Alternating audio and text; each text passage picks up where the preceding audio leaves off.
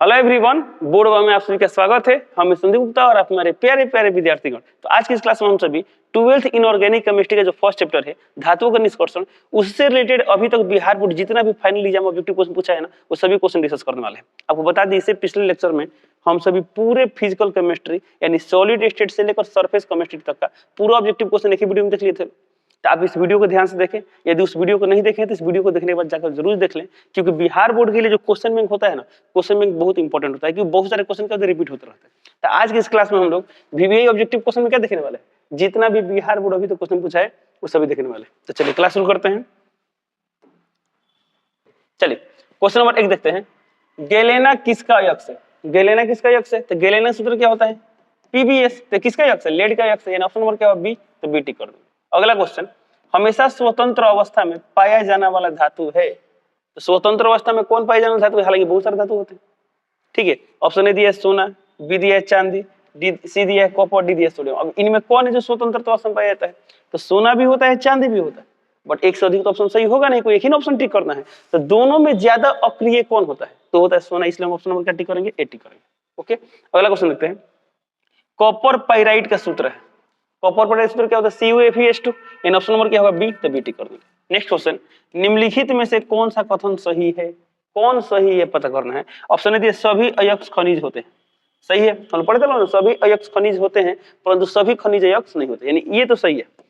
But आगे भी check कर लेते हैं। जब भी दिया हो इनमें से सभी या ए और बी दोनों, इस टाइप के क्वेश्चन रहे ना, तो चारों ऑप्शन है। ऐसे भी कोई भी क्वेश्चन हो, चारों ऑप्शन पढ़ने के बाद ही टिक कीजिएगा। ओके, अगला क्वेश्चन देखते हैं। सभी खनिज अयस्क होते हैं, ये गलत है। सभी अयस्क खनिज होते हैं लेकिन सभी खनिज अयस्क नहीं होते हैं, तो ये बोला अयस्क होते हैं नहीं, ये ऑप्शन नंबर बी गलत है। सी देखते हैं। सभी क्षार भस्म नहीं, ये भी गलत है। हमने पढ़ा ना, सभी क्षार भस्म होते हैं लेकिन सभी भस्म क्षार नहीं होते, ये क्या है? गलत है। ये बोल रहा है सभी क्षार भस्म नहीं है, गलत है। जब क्या होता है? सभी क्षार भस्म होते हैं, तो ये तो होगा ही नहीं। तो ऑप्शन नंबर क्या होगा? ए। ए टिक करते हैं। ओके, अगला क्वेश्चन देखते हैं लोग। निम्नलिखित में से कौन जिंक का अयस्क नहीं है? जिंक का अयस्क नहीं है। ऑप्शन ने दिया है zinc blende. Zinc blende zinc का अयस्क होता है। केलेमाइन ये भी होता है। जिंकाइट ये भी होता है। ऑप्शन डी दिया बॉक्साइट। तो ऑप्शन डी, बॉक्साइट किसका होता है? एल्यूमिनियम का ना होता है। यहाँ बोला जिंक का नहीं है, ऑप्शन नंबर डी होगा। तो जिंक का नहीं तो किसका है? एल्यूमिनियम का है। तो ऑप्शन नंबर क्या टिक करेंगे? डी। अगला क्वेश्चन देखते हैं। चलिए अगला क्वेश्चन दिया यहाँ पर, खनिज जिससे धातु का निष्कर्षण होता है, यानी वह खनिज जिससे धातु का निष्कर्षण हम क्या क्या कहते हैं? अयस्क कहते हैं। तो ऑप्शन ए दिया है अयस्क। तो ऑप्शन नंबर ए टिक कर देंगे। ओके, अगला क्वेश्चन देखते हैं। मालाकाइट अयस्क है। तो मालाकाइट किसका अयस्क है? इसका सूत्र क्या होता है? CuCO3 यानी कॉपर कार्बोनेट CuOH का होल 2। अब देखिए किसका अयस्क है? तो इसमें क्या दिखाई दे रहा है? कॉपर, यानी कॉपर का अयस्क है, यानी ऑप्शन नंबर क्या होगा? बी। तो बी टिक कर देंगे। अगला क्वेश्चन दिया यहाँ पर, एल्यूमिनियम का अयस्क है। Option A bauxite, B hematite, C dolomite. तो ऑप्शन नंबर क्या होगा? ए बॉक्साइट। एल्यूमिनियम का मुख्य अयस्क क्या होता है? बॉक्साइट होता है। अगला क्वेश्चन दिया यहाँ पर, निम्नलिखित में कौन कौन एल्यूमिनियम के प्रमुख अयस्क है? अब ये प्रमुख दे दिया है ना, सिर्फ बोलता है कौन कौन अयस्क है, तो क्या होता है?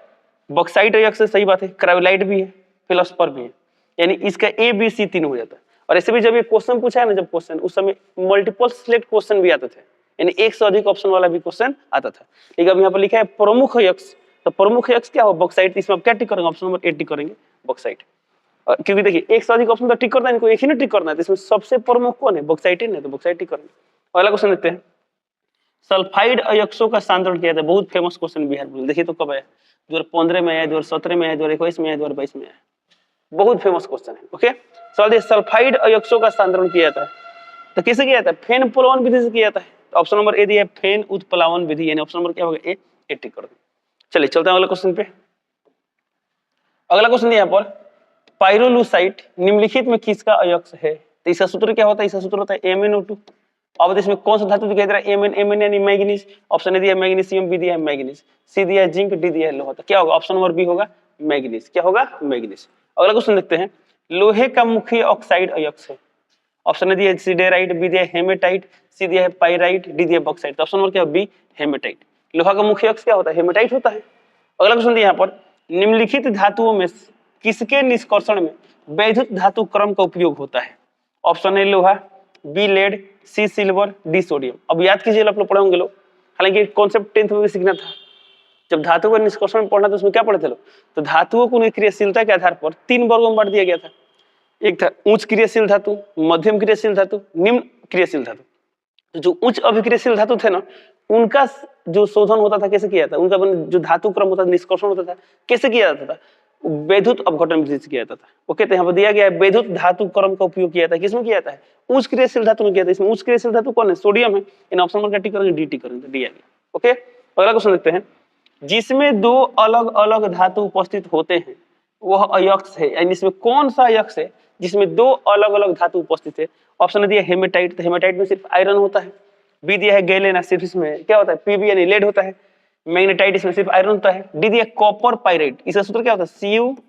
CuFeS2, तो इसमें कॉपर भी है और आयरन भी है, तो ऑप्शन नंबर डी होगा। क्या होगा? ऑप्शन नंबर डी होगा। ओके, चलिए चलते हैं अगले क्वेश्चन पे।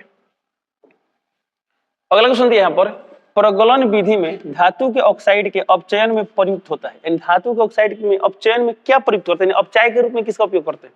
Option A aluminium, B carbon, C magnesium, D carbon monoxide. देखिए, तो कभी कभी अपचयन में क्या होता है? धातु भी यूज करते हैं, यानी एल्यूमिनियम भी यूज करते हैं, कार्बन भी यूज करते हैं, कार्बन मोनोऑक्साइड भी यूज करते हैं। अब ये तीन, अब देखिए इसमें देखिए जनरली क्या होता है ना, कार्बन या कार्बन मोनोऑक्साइड यूज किया जाता है। ओके, अपचयन में। अब दोनों ऑप्शन आ गए, तो फिर किसको ठीक करें? तो दोनों में ज्यादा प्रायोरिटी देंगे कार्बन को, यानी ऑप्शन नंबर क्या होगा? बी, तो बी टिक करें। ओके, कार्बन भी सही है, कार्बन मोनोऑक्साइड भी सही है, तो ऑप्शन नंबर क्या टिक करेंगे? बी टिक करेंगे, कार्बन। ओके, अगला क्वेश्चन देखते हैं लोग।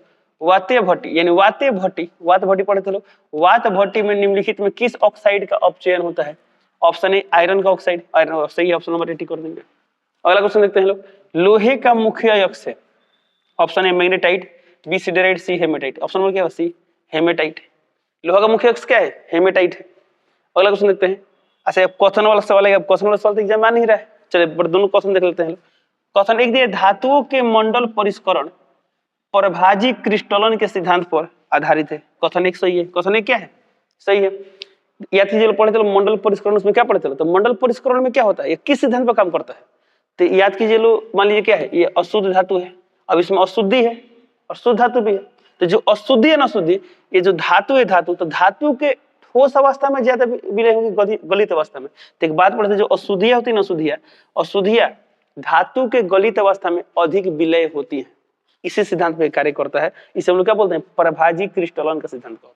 ओके, चलिए, तो ये सही है। अगला दिया यहाँ पर, वेन आर्केल विधि से टाइटेनियम और जर्मेनियम धातुओं को अत्यंत शुद्ध रूप में प्राप्त किया जाता है।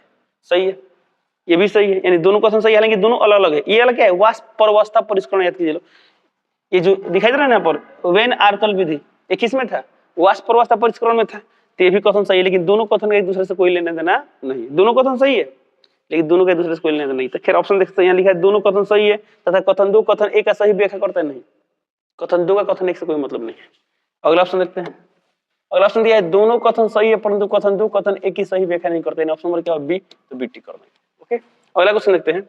निम्नलिखित में कौन धातु का निष्कर्षण विद्युत विच्छेदन की क्रिया द्वारा नहीं होता है? विद्युत विच्छेदन से नहीं होता है। अभी कुछ देर पहले देखे थे, उच्च क्रियाशील धातु का निष्कर्षण विद्युत विच्छेदन से करते हैं लोग।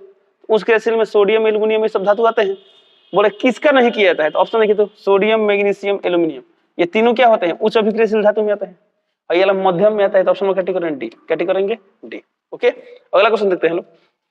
हूप की विधि के द्वारा निम्नलिखित में किस धातु का शोधन किया जाता है? किसे किया जाता है? एल्यूमिनियम किया जाता है। इन ऑप्शन नंबर क्या होगा? बी, बी टिक कर देंगे। अगला क्वेश्चन, धातु के ऑक्साइड को कार्बन या कार्बन, देखिए भैया गया, कार्बन या कार्बन मोनोऑक्साइड के द्वारा धातु में अवकृत करने की क्रिया कहलाती है। धातु के ऑक्साइड को कार्बन या कार्बन मोनोऑक्साइड के द्वारा अवकृत करने की क्रिया क्या कहलाती है? तो क्या कहलाती है? धातु के ऑक्साइड का अवकरण कहलाता है। इसमें बोलते हैं धातु के ऑक्साइड का अवकरण, या बोलते हैं धात्विक ऑक्साइड क्या धातु में अपचयन। बातें की है, बट ऑप्शन देखते हैं क्या दिया? ऑप्शन ने दिया प्रगलन, बी दिया भर्जन, सी दिया निस्तापन, डी दिया निक्षालन। अभी चारों ऑप्शन में सबसे एप्रोप्रिएट ऑप्शन कौन सा है? सबसे बेहतर ऑप्शन कौन सा है? तो है ऑप्शन नंबर 1 प्रगलन, क्योंकि जनरली क्या होता है? प्रगलन प्रक्रिया में ही हम लोग अपचयन कराते हैं। ओके, अगला क्वेश्चन देखते हैं लोग। निम्नलिखित में से किस धातु के निष्कर्षण के लिए साइनाइड विधि का उपयोग किया जाता है? किसके लिए किया जाता है? तो ऑप्शन दिया क्रोमियम, बी दिया सिल्वर, सी दिया कॉपर, डी दिया जिंक। तो ऑप्शन नंबर बी होगा, एजी यानी सिल्वर। ओके, अगला क्वेश्चन देखते हैं लोग। ओके, यानी इस तरह का होता है, क्वेश्चन खत्म होता है। तो इस तरह कर क्या होता है, जितने भी अभी तक ऑब्जेक्टिव क्वेश्चन आए थे इस चैप्टर से सब कंप्लीट होते हैं। चलिए मिलते हैं अगले क्लास में, तब तक के लिए जय हिंद।